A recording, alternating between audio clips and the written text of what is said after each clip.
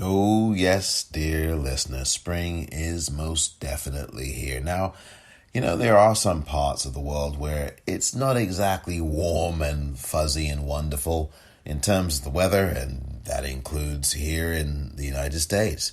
There's still many places a shiver, shiver, shiver, and there are some places where it is baking hot, such as climate change and global warming. I really hope that people do their part, and I hope that you also do your part and visit, with such a wild segue, the Politicrat Daily Podcast online store at the-politicrat.myshopify.com.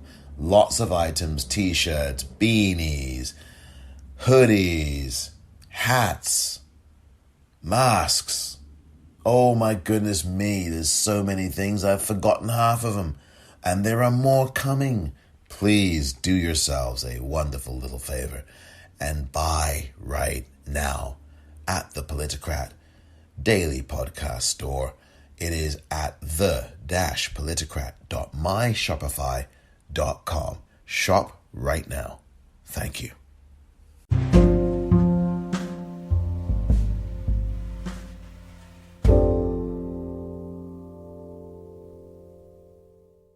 Welcome to the Politicrat. I'm Omar Moore. It is Sunday, April the 4th, 2021. On this edition of the Politicrat, the UK is slipping away. Troubling, and very troubling things going on right now in the United Kingdom.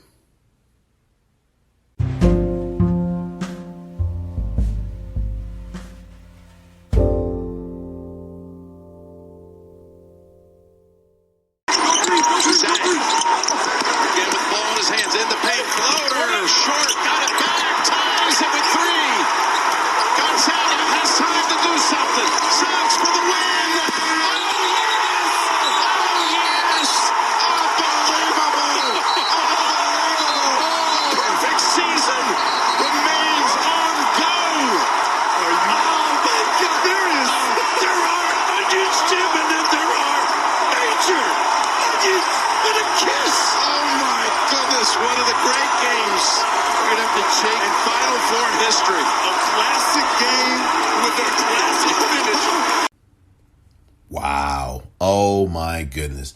What a game that was last night in the Men's National Championship semifinal, aka the Final Four on the NCAA. That's the National Collegiate Athletic Association.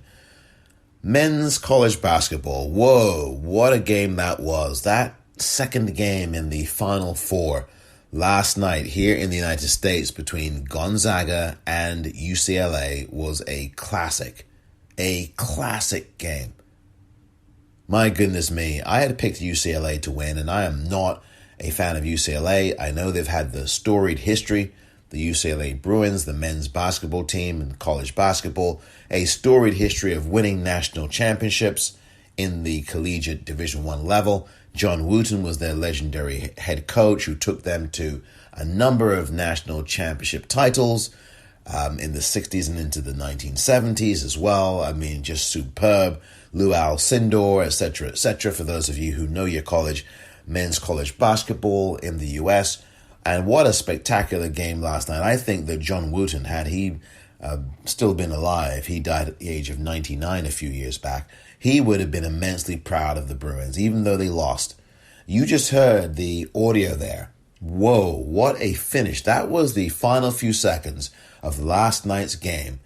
And my goodness gracious me, you may not have heard all the mania, but the bottom line is that the game was 90-88 in overtime. Gonzaga, the number one team in the country who had not lost all season long, leading by 2. UCLA with the ball. They're the number 11 seed who had to fight like hell just to get into the tournament.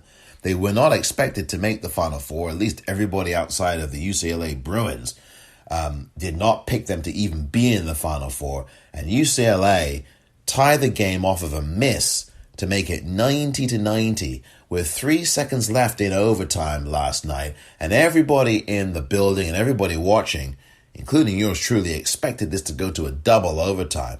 But there was still 3 seconds left on the clock. And my goodness me, up stepped Jalen Suggs of Gonzaga. And with just under 3 seconds left, he shot a ball from around the halfway line on the court. I mean, half court. And the ball was in the air and bank shot and in. 93-90. A 50-foot three-pointer from Jalen Suggs, who, by the way, had been holding his shooting hand. Apparently had jammed it or hurt it. But my goodness me, when it came to winning that game with a prayer, he did just that with his shooting hand. And a dramatic buzzer-beating win in overtime for the Gonzaga Bulldogs. What a dramatic game that was. A classic all the way through, by the way. And a heartbreaking loss for UCLA. But UCLA, nothing to hold their heads down about here. They should hold their heads up high. And they have really done that franchise, that organization really proud there. And that college, UCLA Bruins, wow. What a season they had in the men's college game. Congratulations to them on a really fine season. They obviously did not want it to end the way it did, but if it had to end in any way, this would have to be it. Not by them missing any points or any shots, not by them missing a free throw at the end, but by a buzzer beater. It took that kind of excellence to defeat UCLA last night. And wow, if you watched that game, I know whether you're a sports fan or not, you have to tip your hat to not only Gonzaga and to Jalen Suggs for hitting that half-court three-point shot, but you really have to tip your hat to UCLA as well. Both of these teams put on probably, I think, the best played men's college basketball game in a Final Four in many years. I mean, it's got to be at least 2 decades. Or maybe ever. I can't think of a game that was played this well, at this level, at this kind of moment, because you had a Final Four game is a big deal.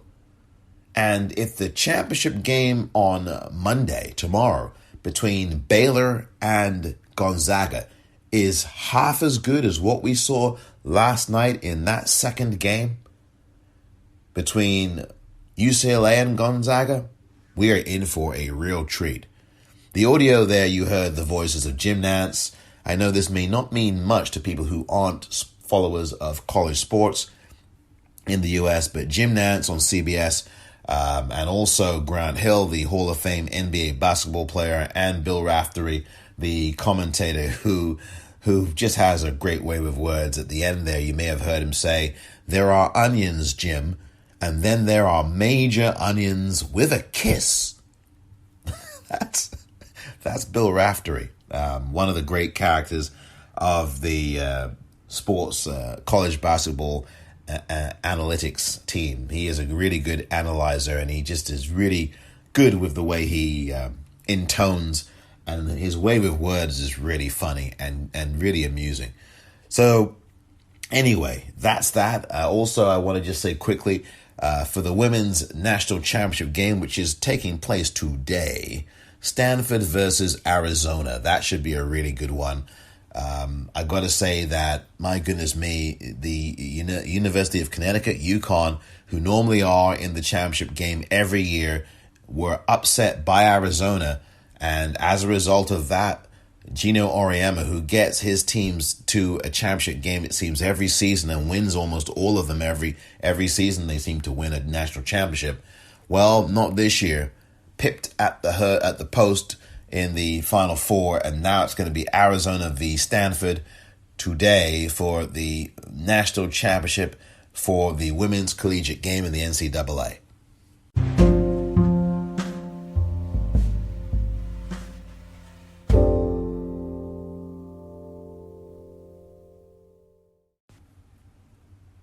Omar Moore here from the Politicrat Daily Podcast. And I really am urging you to take good care of your health. It is so important, especially now during a very difficult time. This pandemic, this global pandemic is wreaking havoc. Please do not let your guard down. Make sure you wear a mask. Heck, wear two if you can. I mean, this is a critical time. And I know vaccinations are here and people are getting vaccinated, but that doesn't mean that you take your mask off. You still have to do the things you did before you got vaccinated. So please, dear listener, spread the word and make sure you yourself wear masks. Vaccinated or not, it's really important that you do so. Wear a mask, keep physically distant, and make sure you avoid large crowds. And wash your hands. Don't forget to do that as well. Thank you very much.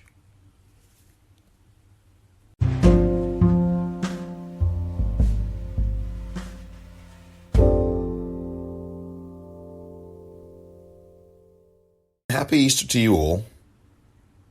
I do want to start, before getting into the main event of the day, of the evening, is how do you think? How do you think? And how has this pandemic affected that? How has the pandemic that we are still living through affected the way you think? Not just about the way you think generally, but the way you think about your life specifically. I think that the answer to that question is going to be affected by what has happened in your life over these past 13, 14 months. I think it's going to be affected by whether or not there are people in your life who have been affected by this virus, i.e. they've caught this virus. Perhaps you may have caught this virus, this coronavirus 19, COVID-19. It may have been affected by the fact that you may have lost somebody during the course of this last year to this virus or to some other situation, health-wise or other life-wise, where something happens. I came across a post on Twitter from somebody who said that, and I think it was Dr. Seema Yasmin, who can be seen on CNN. When I used to watch CNN, I would see her regularly. She actually is based not too far away from here, down in Stanford. I was just talking about Stanford a few minutes ago. And Dr. Seema Yasmin is from London. And she was on Twitter the other day. I don't remember her Twitter handle. I would give that to you, so you could follow her. And I may yet still post that, but if I can find it. But I'm sure I can find it. I follow her. I should be able to find. But she had tweeted something the other day. She said, someone I know, a good friend of mine, I'm paraphrasing the tweet, was walking along, tripped on a paving stone on the sidewalk, fell, and hit their head and died. And apparently they were fairly young, not that the age matters, but I'm just setting the scene. Was someone who was a doctor themselves, I think, in the medical profession or something, either a doctor or someone else in the medical profession, and had their whole career ahead of them and their whole life ahead of them and was a good person. And there you go. There you go. How life comes to us. Some of us get this much rougher than others do. Much rougher than others. Excuse me. So, how has life in this pandemic affected how you think about things? About your own life, about your own mortality, about the mortality of those that you love, the kinds of things that you can do and that you can't do. How you react to everything now, as opposed to say, a year and a half ago? Have you noticed the change? The reason why I throw these questions at you in a feverish manner is because it's just something I think that is good to take stock of. And I'm sure that you do that in your time, in your quiet time, or in your conversations with people that you love and care about. You know, with your spouse, with your family in general, and with close friends that you trust, confidants. I'm sure you have these kinds of conversations about what this pandemic has done to you, or how it's affected the way you think about things, the way you react to things now, the way you carry on about your life. I've talked about how I observe things now as I walk around and as I take stock of life. And you see the people who are very careful about how they are moving about in the world vis-a-vis, okay, they're wearing a mask and they're wearing two masks, or they're wearing a shield and they're wearing this and they're wearing that. And then you see other people who, as I've said many times, they just don't care. They're walking around without a mask on, walking around and they're just talking into their phone, no mask, not even a mask nearby, not a mask on them. Then you've got people who have a mask on, or by dangling by the side of their ear, by the side of their face, but they're on the phone. And then you've got joggers who are just jogging and they've got no mask on. And then you've got joggers and they jog right near you. Then you've got joggers who have no mask on, but they're sensible enough and sensitive enough to, they see someone, then they move away from you and jog at least 6 to 12 feet away. And then you've got that jogger who has a mask on and is just jogging with a mask on, which is exactly what I do. I jog with a mask on. And it just takes time to get used to the breathing and used to how you're breathing with the mask on as you run. But those examples that I offered up is just how people react to the situation that they are put in, not by their own doing, but by a global pandemic, which is still taking people's lives, although the rate of death in a lot of countries has gone down. So I just wanted to just put that out there. And also, I want to correct something I said yesterday or the day before. I had said that the only countries now, I said this yesterday, that the only countries who really have this vaccine are the United States, the United Kingdom, and some European countries. And of course, that's not true. And it's incredible. I mean, I said it and I knew instantly, but did not correct it because I was just in a train of thought that I wanted to get to. So I take full stock and apologize to you, dear listener, for being crudely dishonest. Because, of course, this vaccine or the vaccinations have taken place all around the world, in the Far East, in some African, well, not any African countries, really. I mean, South Africa doesn't have this vaccine, to the best of my knowledge. The African continent doesn't have really much of any vaccination at all going on there. I mean, nothing that I know of. And COVAX is an organization, and I talked to Dr. Campman about this, Professor Campman a few months ago now, or a few weeks back. I think it was a couple of months ago now, about this, back in February. And COVAX is an organization that's trying to change that reality, but it's not happened yet. It's not happened at all yet. Not the way it should, not even close. But Asian countries do have this vaccines, and there are other countries outside of Asia and outside of Europe and outside of the UK and outside of the United States. So not exactly correct what I said yesterday. And again, I take full responsibility and I apologize to you for the incorrect and incomplete information that I provided.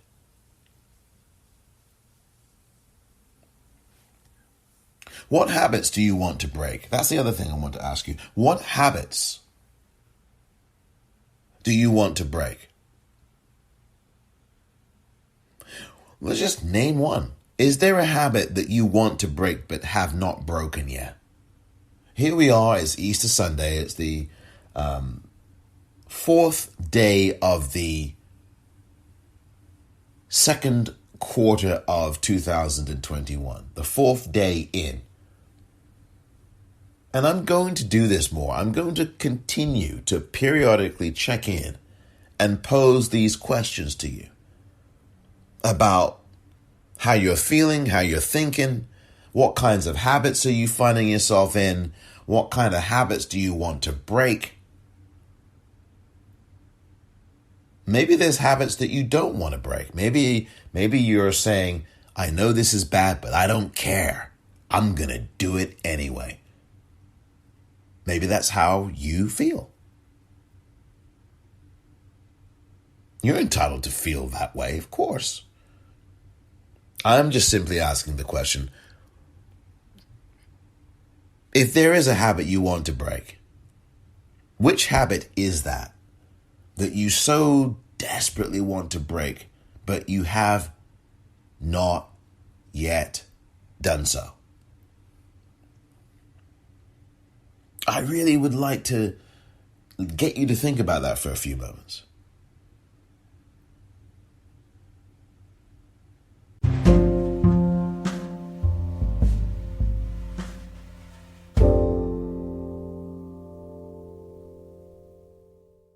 Hey, dear listener, did you know this? Did you know this? If you're in the United States of America and you do not have any health coverage, by all means, make sure you sign up for healthcare.gov. So very important.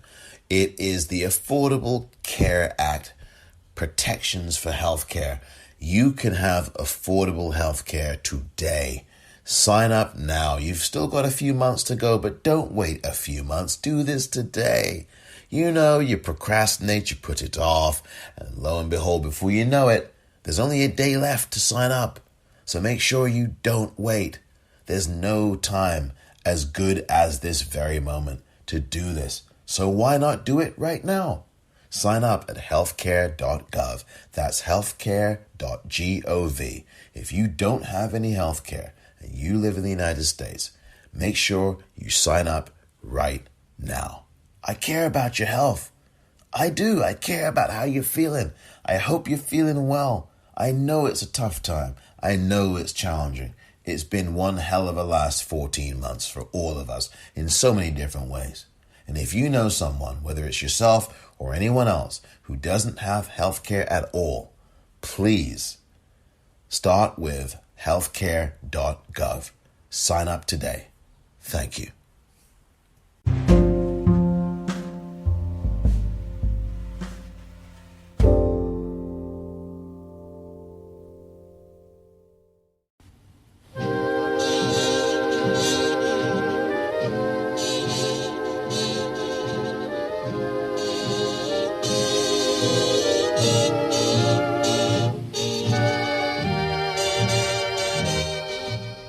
Glenn Miller with Moonlight Serenade.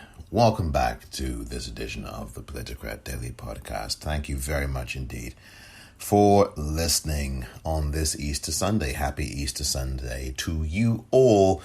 If you celebrate it, if you don't, I just hope you have a good Sunday. I hope you're having a good day. I hope you're enjoying this Sunday as we go through here on the 4th day of April. By the way, this day does have a great deal of significance, of course, very sadly, because those of you who are attuned to history know that on April the 4th, 1968,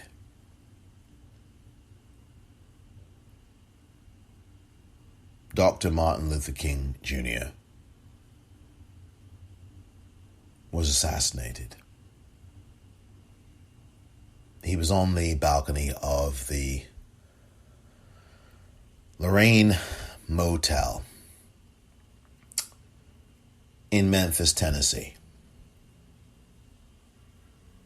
And I do want to actually play this bit of audio for you from Dr. King himself. All we say to America is be true to what you said on paper.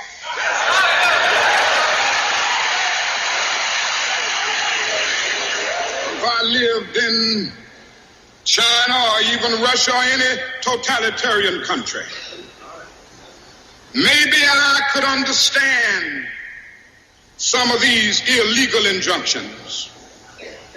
Maybe I could understand the denial of certain basic First Amendment privileges because they haven't committed themselves to that over there. But somewhere I read of the freedom of assembly. Somewhere I read of the freedom of speech. Somewhere I read of the freedom of press. Somewhere I read that the greatness of America is the right to protest far right.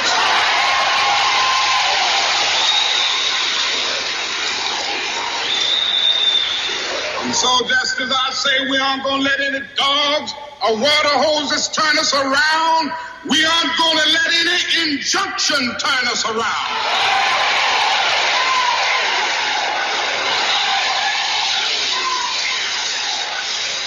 Well, I don't know what will happen now. We've got some difficult days ahead. But it really doesn't matter with me now because I've been to the mountaintop. I don't mind. Like anybody, I would like to live a long life. Longevity has its place. But I'm not concerned about that now. I just want to do God's will. And He's allowed me to go up to the mountain. And I've looked over and I've seen the promised land. I may not get there with you, but I want you to know tonight that we as a people will get to the promised land.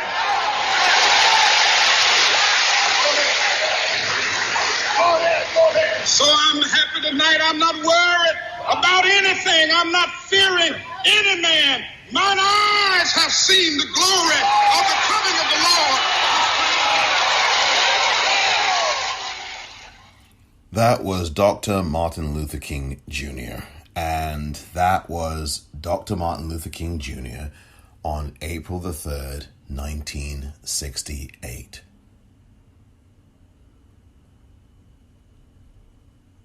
Less than 24 hours later, he would be dead.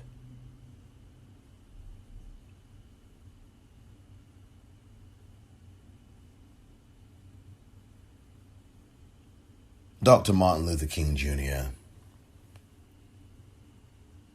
And I talked about, I've talked many times about 1968 being probably the most consequential year in the history of the United States. And the United States is 244 years old. It will be 245 years old exactly 3 months from today. April 4th to July 4th is 3 months. And in 3 months' time exactly, it will be 245 years old.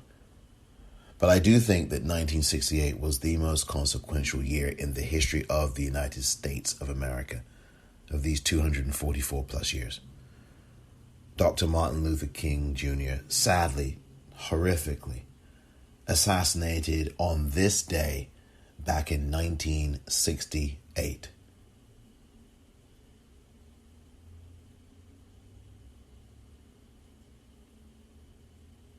It was as if he knew that this was going to happen to him, as a lot of black leaders did in that day. Malcolm X, Medgar Evers, Malcolm X particularly knew. He talked about it often in his book, or in one of his books, or certainly in his speeches to the press. He knew as well, whether in his speeches or even to the press, he knew that his days were numbered, and Dr. King did too. One of the things, that Dr. King said there, you heard him, I may not get there with you. He knew. And it's so sad. We have these really great people, good people, who care about the people they fight for. who care about humanity, who are cut down in the prime of their life or at any time in their lives, cut down in the prime of their lives. And people are going to say, well, he did this, he did that. Look, he cared about people and he fought for them all his life and didn't make a red cent off of it, unlike some people now. These people who were cut down in the 60s, they didn't make any money off of activism. They didn't make a dime off of this. They left their families for years. Dr. King didn't spend all the time he wanted to spend with his family. Malcolm X didn't get to spend all the time he wanted to with Dr. Shabazz and his 6 daughters. Actually, at the time, Dr. Shabazz was pregnant with twins when Malcolm was assassinated in 1965. He was fighting. He was fighting to better a nation, better a planet, and better black people. That's what Malcolm was doing. That's what Martin was doing. Medgar Evers was doing. They weren't making money off of activism, unlike some folk now in the Black Lives Matter movement or some people in organizations. Got book deals, they got this, they got that, they're on panels, speaking engagements. I'm not saying that people shouldn't get those, but you've got to ask yourself, what are you in this for? Are you in this to fight for your people, or are you in this to make some money off of that fight? I'm not saying that you can't have a book deal. I'm just saying, if you're holding yourself out to be this freedom fighter, then we don't need to see you on all of these retreats doing speeches. You can make as many speeches as you want, but you just have to be clear with people what your real objective is. Dr. King left no doubt. And what a very sad day this is. It's an Easter Sunday that does have this sadness. And for his family, Dr. King's family, every year that they get to April 4th on the calendar, it is a very painful day in particular for them. And every day after that. And they say that time heals all wounds. But does it? Do you think it does? One of the things in that piece of audio you just heard that I find striking, that does not get played whenever they do play this speech on corporate news TVs, is the part where he talks about somewhere I read that there was a right to freedom of assembly. Somewhere I read there was a right to protest. Somewhere I read that these were rights protected in the Constitution. And that's what he was talking about. And he talked about China, he talked about Russia, and how those nations, totalitarian nations like those, weren't offering those things to people. So it wouldn't have been an outrage or much of a surprise to find that in China, there is these crackdowns, these totalitarian behaviors.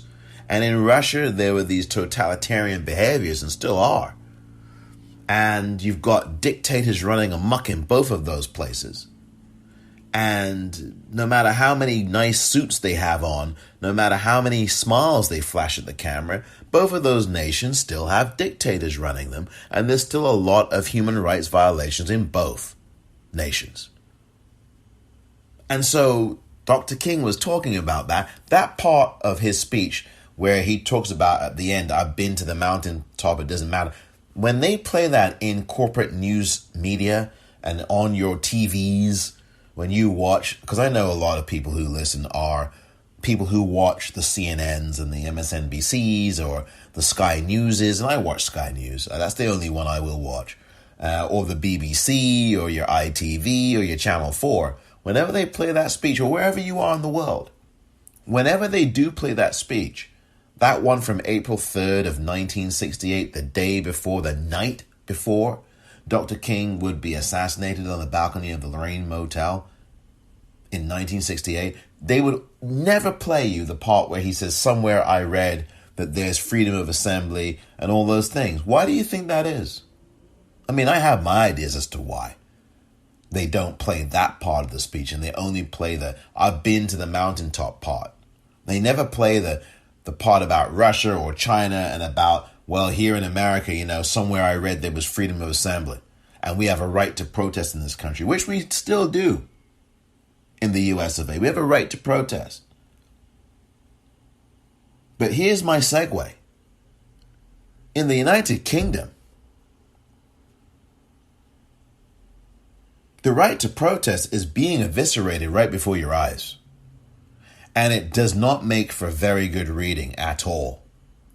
There has been a bill that has passed through a second reading in the House of Commons. It's not yet law. But this is a huge issue in the United Kingdom. In my native country, in the UK, well, in England is my native country, but the UK is my native country. Made up of 4 nations: England, Northern Ireland, Scotland, and Wales. And I'm telling you right now, in England, it is not looking good. There's a lot of trouble in the UK with this draconian law that could become law. It's a bill at the moment. And there have been demonstrations in all parts of England in particular around this legislation that, if passed, will outlaw protest in the United Kingdom. I'm dead serious. I am dead serious. And so Dr. King, in that audio you heard from April the 3rd, 1968, just a few hours before he would be killed, assassinated, talking about we have the right to protest in the United States, well, that's not so true necessarily anymore in the United Kingdom. Whatever protest that we have left in the UK could well slip away. And that's the focus of this episode. And I'm going to get into that some more right after this.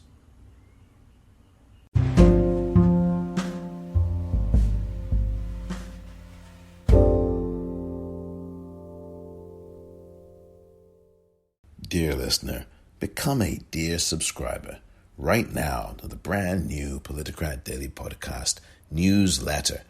You get benefits for your subscription in this subscription-only newsletter, where you must pay in order to get the full benefit of everything. There are no freebies here.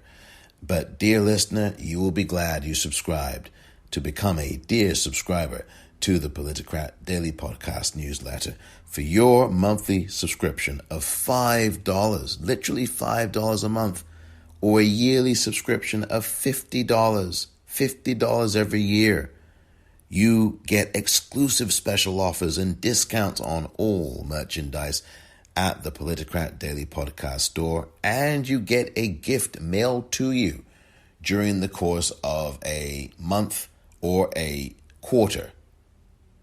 I'm telling you now, that's just part of your benefit as a subscriber. You get audio extras you will not hear even on the episodes of this daily podcast, the Politicrat Daily Podcast, or anywhere else.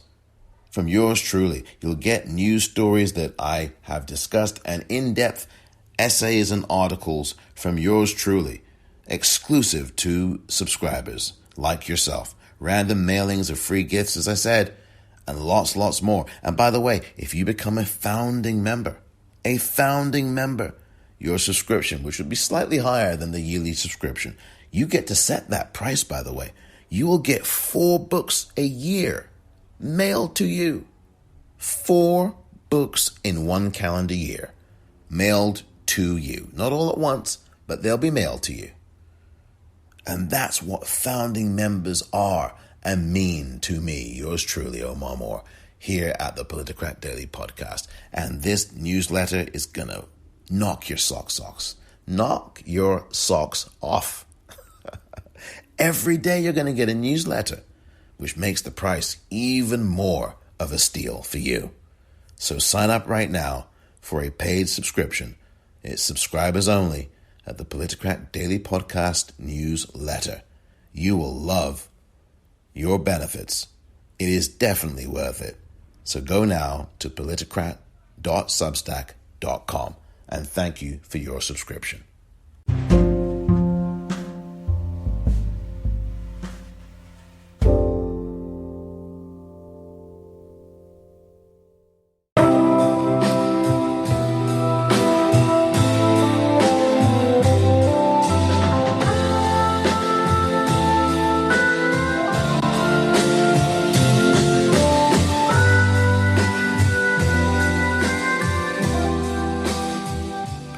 Procul Harum, a whiter shade of pale. And welcome back. You know, oh boy. The United Kingdom is, look, let's start with this. The UK has a lot of blood on its hands. Can we just start there? Can I just bluntly just start with that? You know, there's a great book that I am hearing a lot of good things about that I can't wait to get my hands on. And it's called Empire Land. And it's written by last name Sanghera, Sanghera. I'll put the full link to it up. And it's about colonialism, and it's about how the UK and how so-called Great Britain, as it was called, and some people still call it that, but I don't know what's so great about it when you're talking about colonizing 3/5 of the planet, and enslaving people and taking their land and killing them, and I don't know what's so great about all that, but there you go, as someone from the UK saying that.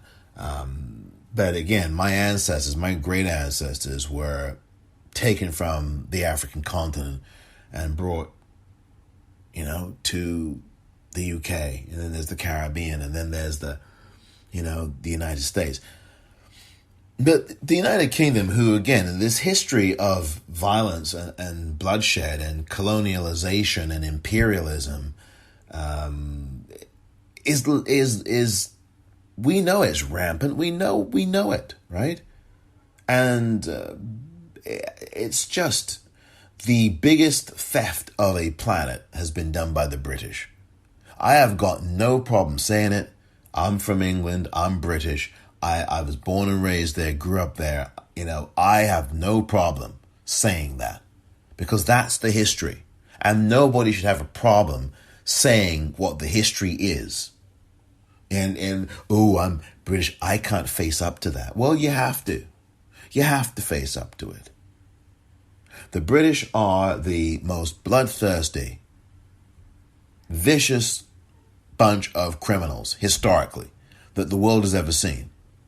Yes, I'm being blunt, I'm being crude, I'm being brutally honest. It's not even a question of being crude, actually. It's the truth. And I wasn't taught that in school in England. I had to learn that on my own. I had, thanks to my dad, books that I read from an early age that laid out the truth right in front of me when I was old enough to read them and understand them. And then I purchased books of my own, and then I read and I educated myself, as did many of you, or some of you listening, later on did. And a lot of people still don't realize this about the UK. A lot of blood on the hands. And you say that now in certain parts of England in particular, and they will look at you as if they want to kill you. Or they will say, well, what are you doing in the country then? Get out. If you don't like it, get out. Some people will say that to you, by the way. But thankfully, there's a generation of people in England who aren't taking this mess and who are standing up. Hence the demonstrations and protests last year, toppling statues, people in England, black and white alike, certainly black people knew this, but you've got a growing white population of a new generation who are understanding very clearly about England and the UK in general and its colonial status and how it colonized all these countries and stole their land, killed many millions of people, got rid of leaders on the African continent like Patrice Lumumba and many others, were behind all of those things, installed dictators. I mean, come on. England was behind this. The UK was behind this. The British were behind this. It's a fact. And where did the royal family get all these jewels from? Hello? African continent. That was never taught to me. I've said this story before to you. The reason why I use this or engage in this preamble is to get to the karma question. Because now in the UK, you have a bill that is the subject of a lot of scrutiny, and rightly so, where you now have a bill that, if it gets passed in the House of Commons, is going to make protest obsolete in the UK. It will absolutely put a chilling effect on protesting. It will be all very subjective and arbitrary. When someone can protest, can they protest? How? If it is a public annoyance. I am just reading things, paraphrasing them from this actual bill, which actually says that something that is annoying, highly annoying or annoying to society, is a protest that is going to be banned and criminalized. So this is completely arbitrary and capricious. It's on a whim. So if you don't like the fact that a Black Lives Matter group is protesting, you call the police. The police come, they see the and they would be there anyway, but they see the protest and they say, right, it's a public annoyance. We've had a phone call here from a member of the public. It's an annoyance. Or even before that, you could just have people going, oh, this is annoying. A police officer could just say, this is annoying, you're a nuisance, you're a public nuisance and an annoyance. Bye. If you don't disperse, you're going to be put in handcuffs. Oh, how totalitarian of you. Speaking of Dr. King talking about Russia and China, he should have added the UK, because that's where the UK is going. And in some ways, it's always been there. If you look back at the 1960s and the Mangrove trial, into the 1970s, when police would just come to black businesses in London and elsewhere, but particularly in London, is where the Mangrove case came from, and they would just arrest for nothing. They would just totally arrest, and it was based on the fact that they hated black people. You have all these white male metropolitan police officers raiding a business, destroying it, destroying the business, and handcuffing the occupants. No, they didn't do anything wrong. They just ran their business like every other person runs their business. But no, we're going to just handcuff you. The Metropolitan Police would literally just throw black people in prison. I mean, they would handcuff them, take them to the station, they'd beat them, they'd destroy the businesses that they owned. This is all happening in London in the 1960s and 70s. There was a whole trial about this called the Mangrove trial. And for the most part, there were people in that trial. And this is happening around the time that the Chicago 7 trial was happening here in the U.S. It's just maybe a year or two after. And the whole issue, just a few short years after, the whole thing is that a lot of the black people on trial in the Mangrove trial in London defended themselves, didn't have attorneys. They went pro bono, at least a few of them did. I think Darcus Howe was one of them, and a major figure in activism in London, in the UK. And, they were all saying, look, you are violating my human rights. These police who come in here and smash up our businesses, destroy our products, arrest everybody and call us racist things.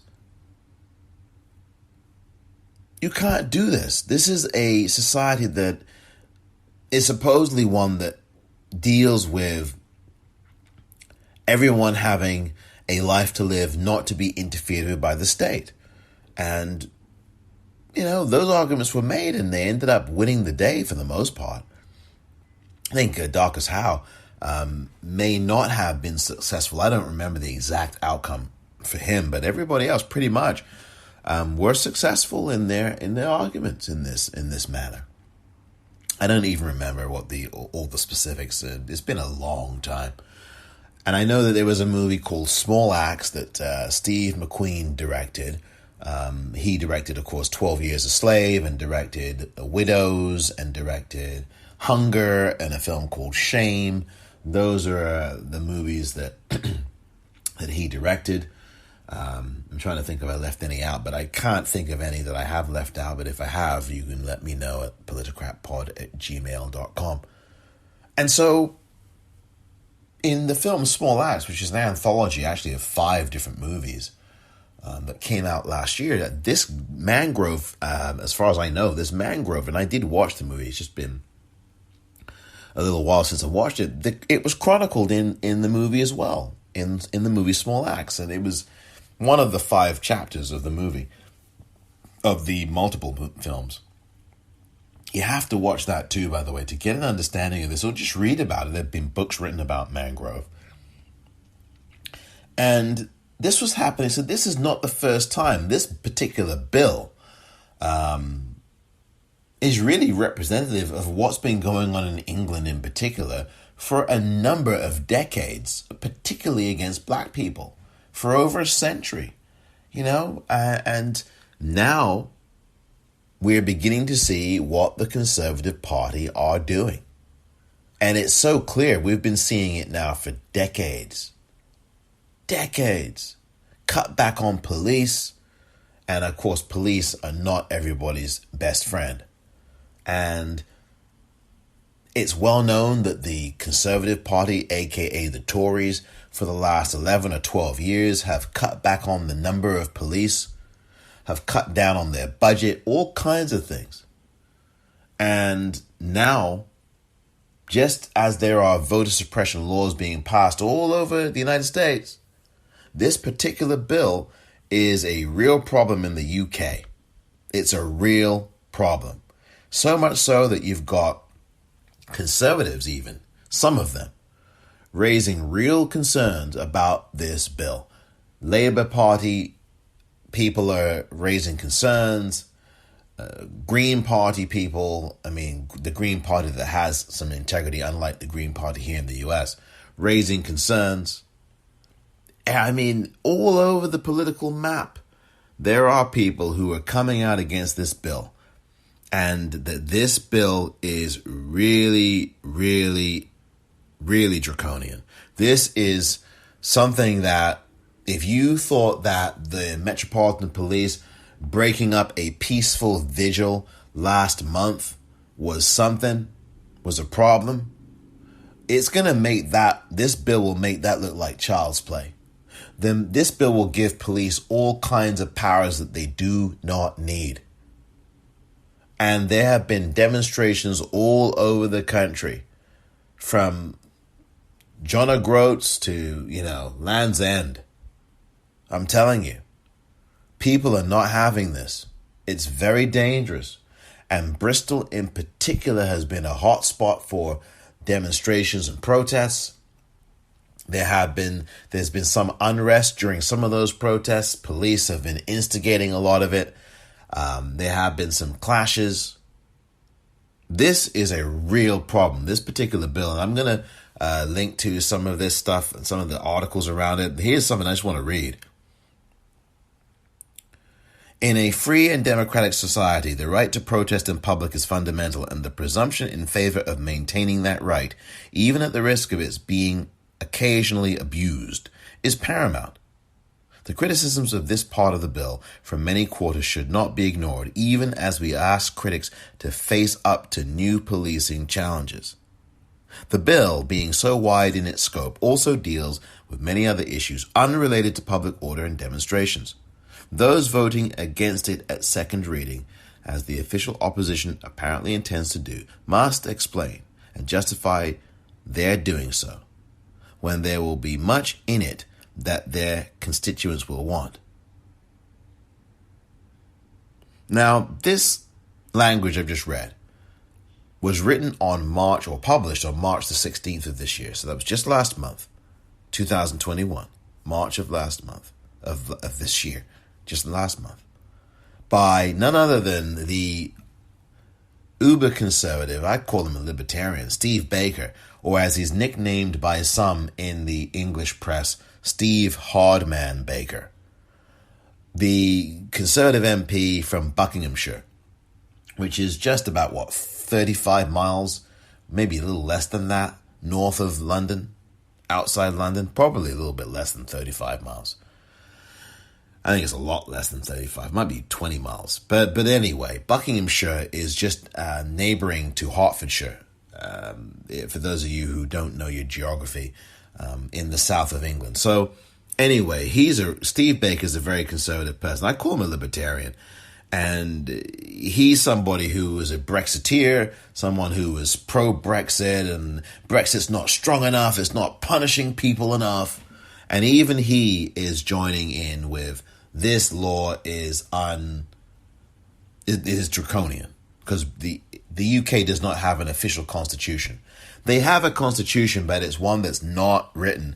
It's one that's done based on an honors system. So technically there is a constitution based upon the course of dealing in the honors system way. We trust that you will not do this. We trust that you will not do that. We trust that you will instead do this and you will instead do that. That's how the UK constitution works, by practice. Whereas here in the United States, there's a constitution that's actually written. And that's what we point to here. The amendments, the Bill of Rights, the first 10 amendments of the U.S. Constitution. We point to the Declaration of Independence, which is the Declaration of Independence. We point to the Articles of Confederation. We point to all these things. And what we have now in the UK is a very dangerous bill. And if you've got Steve Hardman Baker, an ultra-conservative and basically a libertarian, telling you that this bill is a mess and is a real problem, is problematic, that should tell you just how severe the bill is. And he was joined by Dominic Grieve. Now, Dominic Grieve is more of a moderate conservative. Now, in this country, Dominic Grieve would probably be a Democrat. And I'm not talking a moderate Democrat. Dominic Grieve of the UK would be in the US a Democrat. Probably a blue dog Democrat, or if not that, just a Democrat, not even a Bernie Sanders independent, and not a progressive perhaps, but he would be a middle-of-the-road Democrat in the United States. No question. The ways that people are conservative in, say, the UK or in France or in Germany, and the way they're democratic is very different than it is here in the United States. Very different. So, Dominic Grieve used to be in Parliament. He was kicked out of Parliament, really, by Boris Johnson when the whip was withdrawn from him. And I think he ended up just walking away from it all. I don't think he ran again. He didn't stand again for election. And he was out. And so the two of them, Dominic Grieve used to be the Attorney General, by the way, in England, in the UK. And, you know, there was certainly some rocky seas for him when he was the Attorney General in the UK. But to see that both of these individuals, who are on opposite sides of Brexit, by the way, Dominic Grieve was a Remainer. He was someone who believed that the United Kingdom should remain in the European Union, that they should absolutely stick to their guns and stay there. And Steve Baker was as a Brexiteer, and wanted the toughest Brexit possible, the one that would cripple jobs, the one that would send jobs elsewhere, the one that would keep out anybody who made a living traveling from EU countries into the UK and back. And he got that pretty much. And Brexit now is not heard from anymore, but Brexit has been a disaster, as I've told you on this podcast. Polly Toynbee's article in The Guardian a few weeks back, talking about the failure of Brexit, and that no one in the press is talking about it except Polly Toynbee and a few others. And other than that, you're not hearing a darn thing about Brexit anymore, because it's failing. And the right-wing press in England that propped up Brexit throughout the time from 2016 when the referendum first came in to the very day that Boris Johnson celebrated arms aloft, fist pumped, with Union Jacks behind him, or I should say Union flags behind him, because the Union Jack is not such until it is affixed to a boat or a ship. If you have a Union flag, it is a flag that's not attached to a vessel. It's called the Union flag. People don't realize that, some people. And the flag for the UK is the Union Jack when it is affixed to, I think, a flagpole on a building, or maybe not, or certainly on a ship for sure, and on a boat. That's when it's called the Union Jack.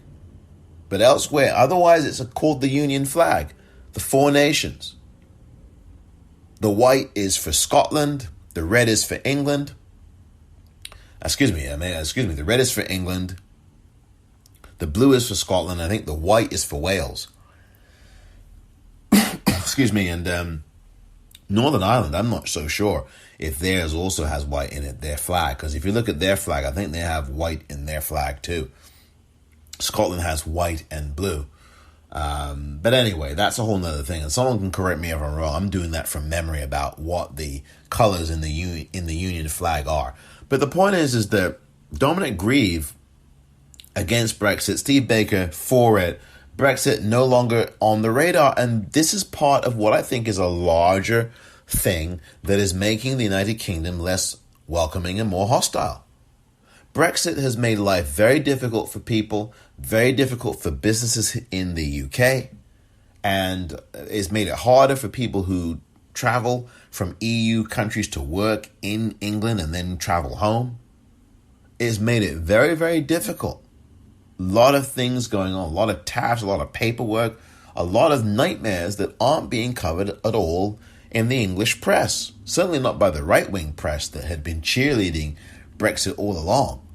And Brexit, all it has done is resulted in people who are very rich, Crispin O'Day, the businessman, and others, like Nigel Farage, no longer in politics, he says. It results in them making billions of pounds. Billions of pounds. There's pictures of Nigel Farage posing next to a crashing stock market and a big shit-eating grin on his face because he knows money is being made. He's making money off of this Brexit referendum. In 2016, you can see it. There's a picture of him. I've posted this on Twitter at the Popcorn REEL many times. A picture of him smiling and grinning at the stock market going down in England. And this was on the night of the Brexit referendum in June 23rd of 2016. He was happy and gleeful. And then a few hours later, he would get up and be celebrating about our Independence Day. And it's not, it's your money-making day is what it was. But you see, I think all these things are connected. So now you've got Brexit, which is crippling businesses in England and in the UK overall. It's crippling movement, freedom of movement between EU nations and the UK. It's not a good thing. It's been horrible for people in port cities like Kent and areas like that. Dover. I mean, this is nightmarish. Nightmarish. Then you got this bill, that has passed in a second reading.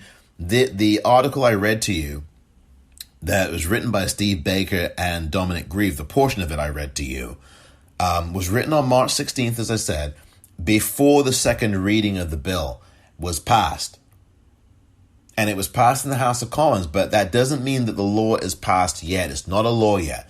There's going to be a third reading pursuant to the House of Commons and a measure there that allowed there to be a third reading. And if it gets the votes I'm telling you, it's going to be a problem. It's going to be a real problem in the United Kingdom. And not only that, you've got other issues going on there. With this bill is a real problem. I will be supplying some links and things. This is a real problem. You won't be able to protest. This will be a totalitarian country. The UK will be a fascist nation. And like myself and others have said that it has been that way actually for many years. But now you're seeing it really bear its ass to you. Or as they say in my native country, bearing its ass to you.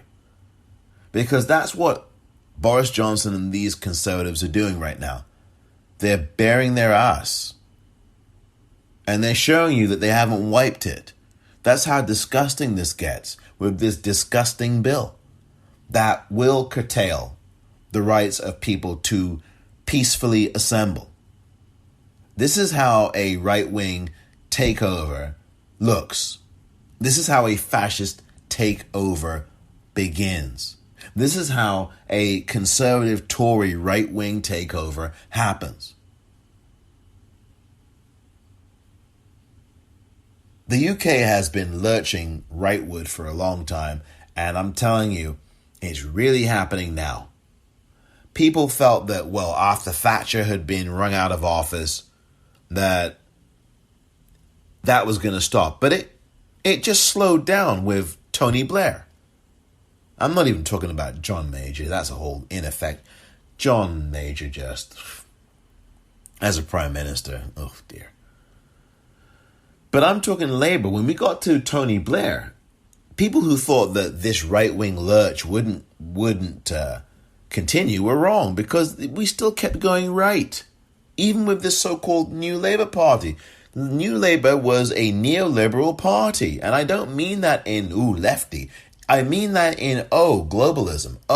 Let's continue to corporatize things, and we'll give you guys, the crumbs, but a few more crumbs, while we keep pushing this thing right. And that's what happened.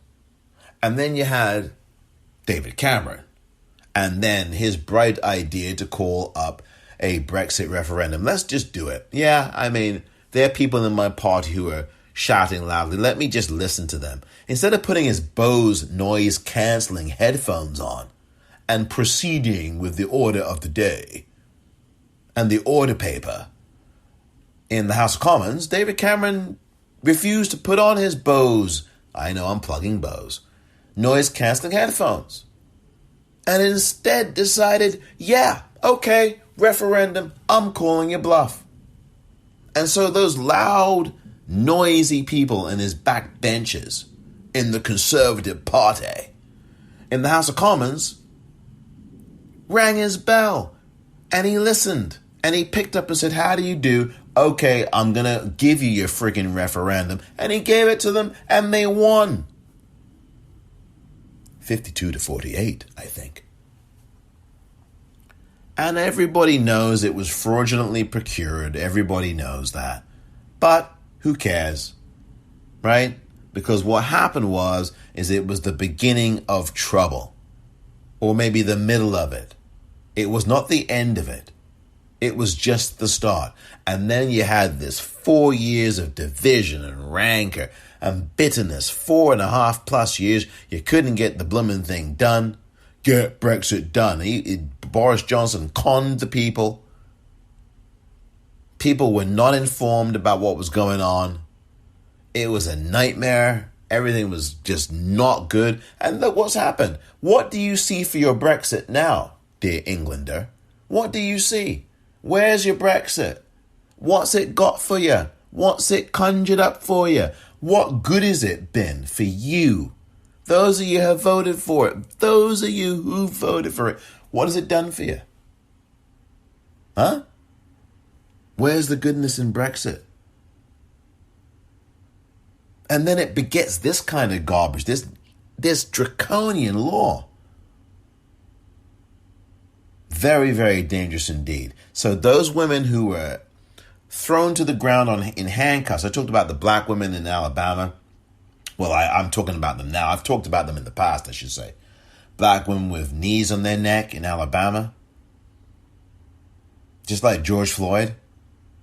You thought that those protests last month, peaceful vigil and protests in Clapham Common down there in South London were something, with the police throwing women down to the ground, handcuffed, knees on their backs, in their backs. You thought that was something? 5'0" woman thrown down, white woman just shoved to the ground, any woman shoved to the ground. You thought that was a problem? Wait till this bill, if this bill ever passes and becomes law, say goodnight to the UK as you know it. We've already kind of said halfway goodnight to it anyway with this Brexit. It's going to have an irreparable effect. And it already is Brexit. And this law, this police bill, this act, whatever it's called now, I don't know what the hell the name of it is.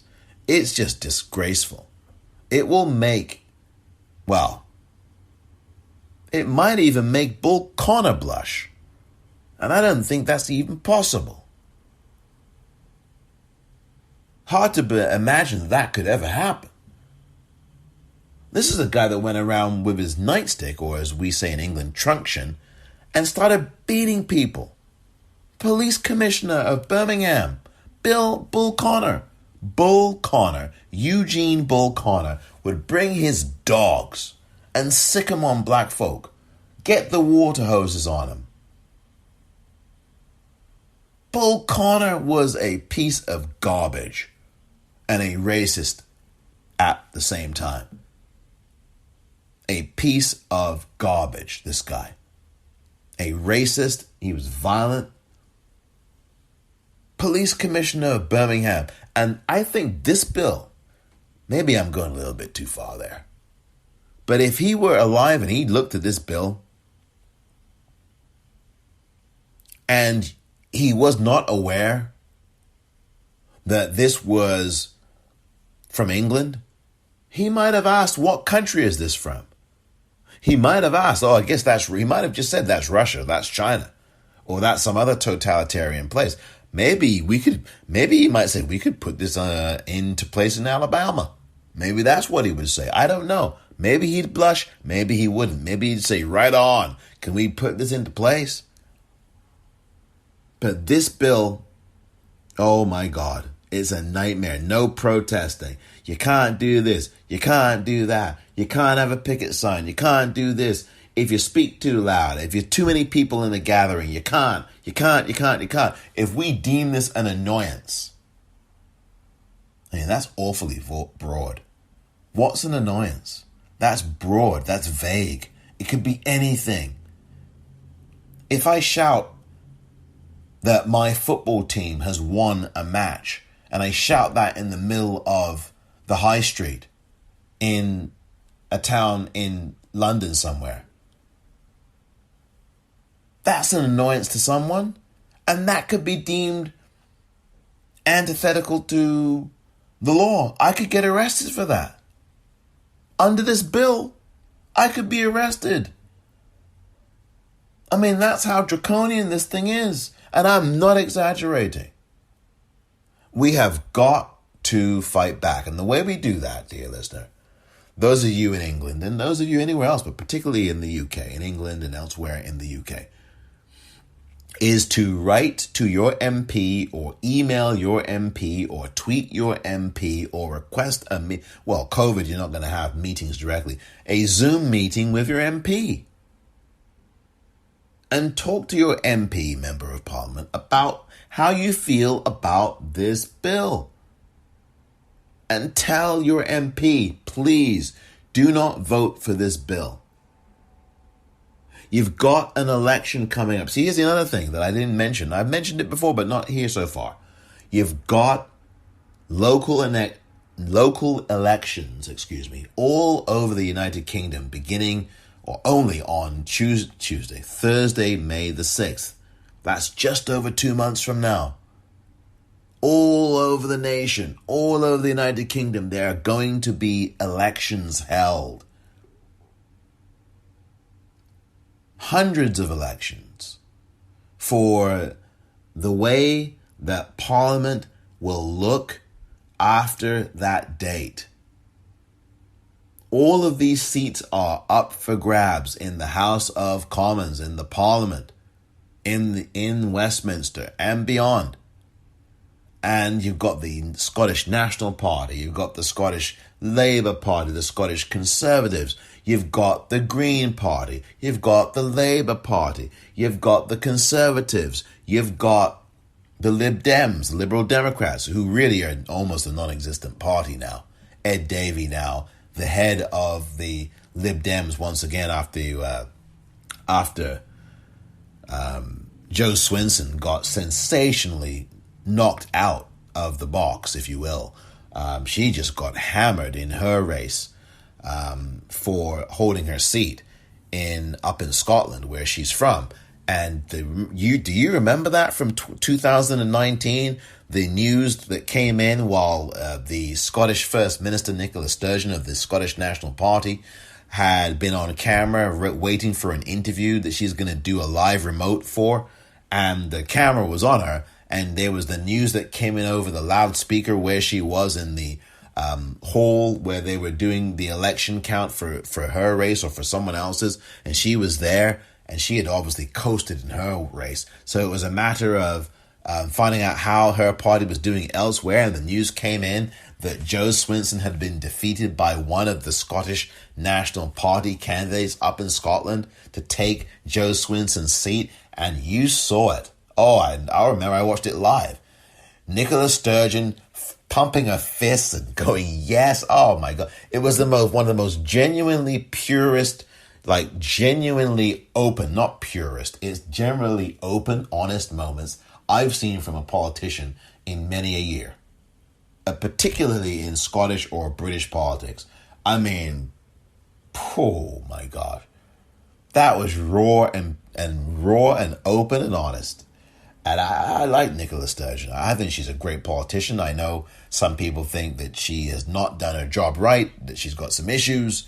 The whole mess with Alex Salmond, which is a big mess. Alex Salmond now is running his own party.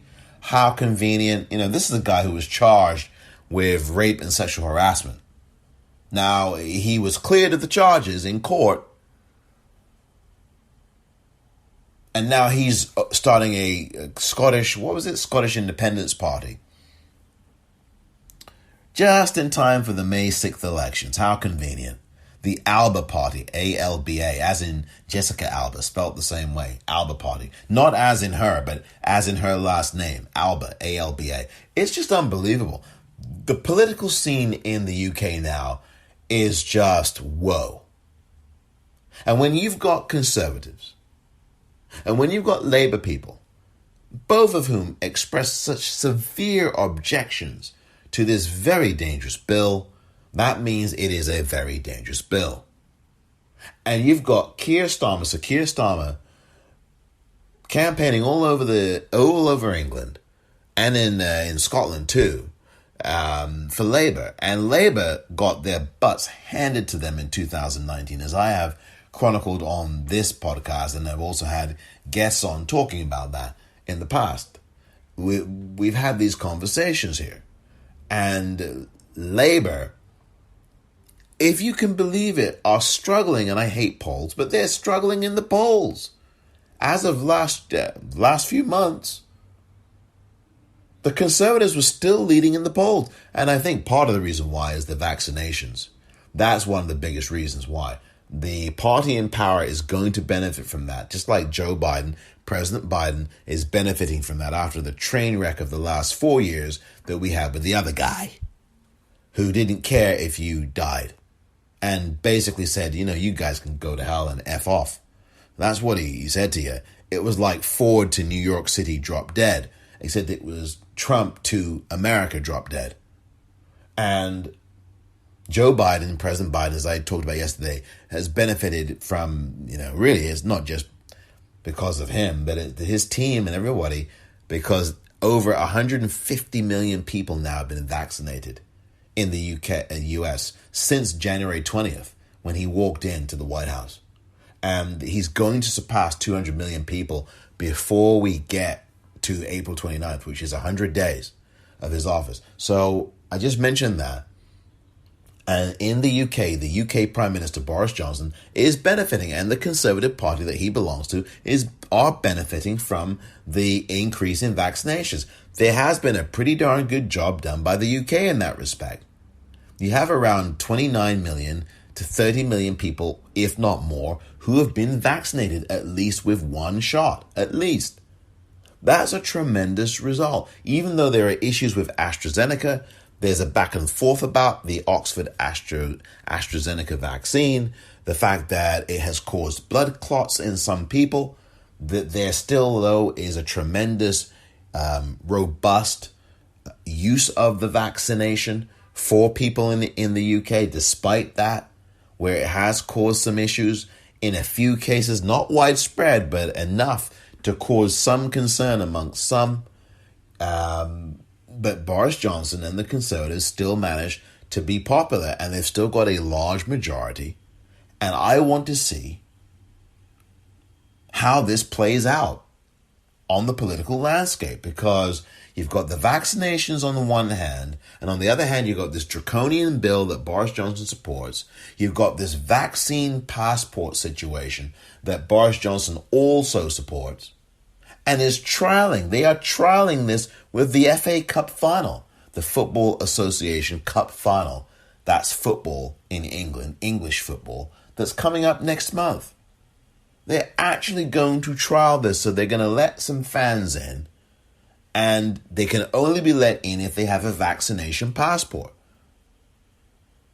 I mean, this is really horrendous. This is going to invite so much discrimination. It's going to be discriminatory. It is inherently discriminatory. What you should instead be doing is requiring people to show proof of vaccination with 2 pieces of ID. One, an actual vaccination card, which you get obviously once you're vaccinated, and a note from a doctor specifying and certifying that. And I get it, people can fake notes, but I'm talking about having a phone number and contact information for a doctor and having that registered with that doctor so that when that doctor is contacted or emailed or called, they can verify that at a moment's notice in a database. That's what happens. I mean, look, when you sign up for all these things, and you're doing it online, your information is being put in a medical company's database. I mean, if you're insured, you are in a database. If you have health insurance and you put that information in, you've got a medical record number. And if you're in the NHS, you've got an NHS membership, National Health Service in England. You've got a membership. You are in a database. Why does Boris Johnson need to do vaccination passports? I don't care whether people in polls agree with it or they don't. A lot of people say a lot of crap in polls. Polls mean nothing. I keep saying this. I've had enough of these polls. They are done to influence public opinion. They are not done to do anything else. And I don't care whether more people like it or they don't. It's a small sample size. The reality is that this discriminates. And it's another problem with what's going on in the UK. You've got a report that came out last week from the Commission on Race and Ethnic Disparities that said that racism isn't a factor anymore, that racism is not a huge problem in the United Kingdom anymore. I mean, that's just unbelievable. This is not the issue anymore. Racism is not really the factor. I'm going to link this 258-page report. Came out on the last day of March of this year, 31st of March 2021. The UK government's Commission on Race and Ethnic Disparities. And it's a despicable report. It's dishonest. Oh, the UK is not a racist country. This is a dishonest report. And it's an infamously disgraceful one. So you've got that. You've got this draconian bill that if it's passed, you won't be able to protest in the UK anymore, in England anymore. You got Brexit that's crippling the country, but no one wants to talk about it except Polly Toynbee and a few others. You've got a Labour Party that's still trying to find itself. Sir Keir Starmer, I don't know why he has not made more hay about what's going on. You got Jeremy Corbyn and the whole mess with him. He's no longer in the Labour Party as a member sitting in terms of voting. He can't vote with Labour in the House of Commons. He cannot. He's had the whip removed and he has not had it reinstated. And he's at this protest and he's calling for people to get in the streets. Listen, I'm going to play you this bit of audio from Jeremy Corbyn. This was from earlier. Actually, this I think was recorded at the end of March. But I'm going to play this to you. This is just, you've got to listen to this. This is about 90 seconds from Jeremy Corbyn, the former Labour leader, who is now no longer in the Labour Party as a voting member because he's had the whip withdrawn, which means he's been taken from the party. He doesn't have the parliamentary whip, which means he cannot participate as a member of Labour in the debates in the House of Commons. When question time comes, he cannot participate as a Labour member. He would be sitting as an independent, basically. Just the way that Sir Kenneth Clarke was when he had the whip withdrawn from him by Boris Johnson a couple of years ago, or last year, the year before, for the Conservatives. And then he ended up leaving politics anyway. He's now a Lord. He's now Lord Clarke in the House of Lords. So he's still, I guess, in politics, but he's left the House of Commons. He's now in the House of Lords. But here's what Jeremy Corbyn had to say. I believe it was either the end of March or the April 1st of this year, one of the two.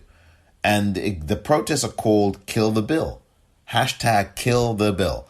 And there's a reason why it's called that. Here's what Jeremy Corbyn had to say just a few days ago. You've got to listen to this. The right to protest is precious. Protest movements make history. From the 8-hour working day to the vote for women, to the right to equal pay, the rights we take for granted had to be won through protest. We took them. They weren't handed to us by the rich and powerful. From opposing apartheid to the Iraq War, I'm proud to have protested against injustice and defended the right to protest itself. That right, which gives a voice to those often unheard, is once again under threat from a dangerous bill which effectively criminalizes peaceful protest. Just this month, we saw a vigil attacked by the police, not even a protest, a dignified remembrance moment for the horrific murder of Sarah Everard. The Conservatives now want the right to ban any protest, simply because they deem it a nuisance, or use in their words, annoying. Annoying the powerful is not a crime. And I'll tell you something, we're annoying them this week. There's been a surge of resistance to this bill that they weren't expecting, because the right to protest is at the heart of a democratic society. It's part of who we are. And together, we'll beat Boris Johnson's dangerous proposal to ban protest. That was Jeremy Corbyn, the former Labour leader, and he is an MP still at Islington North in North London, but he is no longer a member of the Parliamentary Labour Party. He has had the whip removed from him by Sir Keir Starmer regarding the comments around a report around anti-Semitism and the things that he said. And I've spoken about that on this podcast in the past. But on this occasion, Jeremy Corbyn's absolutely correct. Kill the bill. Hashtag kill the bill. And this is the thing that we have to do. And if you're in the UK listening to this now, wherever you are, please raise your voice. If you are in England in particular, but across the UK, raise your voice. Let your voice be heard. Join into one of these protests if you feel comfortable enough doing so. But if not, and I'd rather recommend that you don't, I would be contacting my member of parliament if I were there. And I really would I would be contacting them. Or even if you can't call them, email them. Tweet them. Write a letter to them. Seek an appointment with them over Zoom. If they do Zoom appointments. I'm not sure if the MPs do. I've not checked. I've not looked. If they do, they have time in their surgeries to do that, in their offices to do that. Some of the MPs are working from their offices. Some are not. So, we still have a pandemic that we're dealing with globally.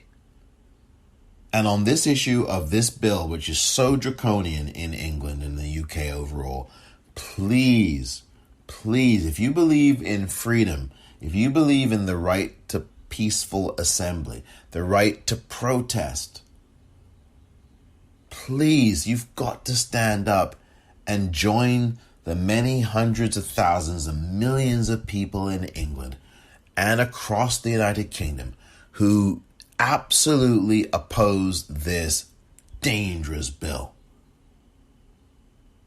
Please, write to your member of parliament. Get involved. Those of you in England, please let them know that you want this bill killed and you want your member of parliament to vote against this bill.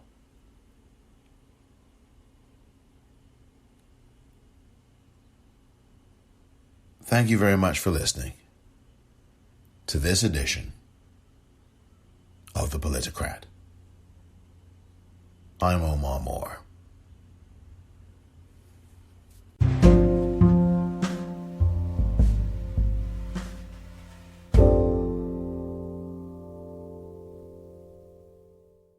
Dear listener, become a dear subscriber right now to the brand new Politicrat Daily Podcast newsletter.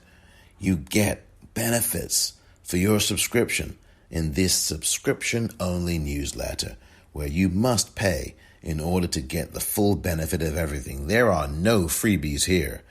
But dear listener, you will be glad you subscribed to become a dear subscriber to the Politicrat Daily Podcast newsletter for your monthly subscription of $5, literally $5 a month, or a yearly subscription of $50 every year. You get exclusive special offers and discounts on all merchandise at the Politicrat Daily Podcast store, and you get a gift mailed to you during the course of a month or a quarter. I'm telling you now, that's just part of your benefit as a subscriber. You get audio extras you will not hear even on the episodes of this daily podcast, the Politicrat Daily Podcast, or anywhere else. From yours truly, you'll get news stories that I have discussed and in-depth essays and articles from yours truly, exclusive to subscribers like yourself. Random mailings of free gifts, as I said, and lots more. And by the way, if you become a founding member, your subscription, which would be slightly higher than the yearly subscription, you get to set that price, by the way. You will get 4 books a year mailed to you.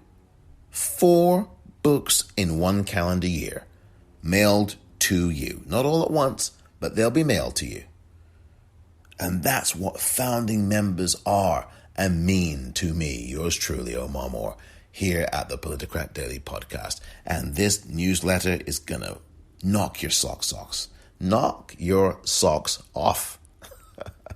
Every day you're going to get a newsletter, which makes the price even more of a steal for you. So sign up right now for a paid subscription. It's subscribers only at the Politicrat Daily Podcast newsletter. You will love your benefits. It is definitely worth it. So go now to politicrat.substack.com and thank you for your subscription.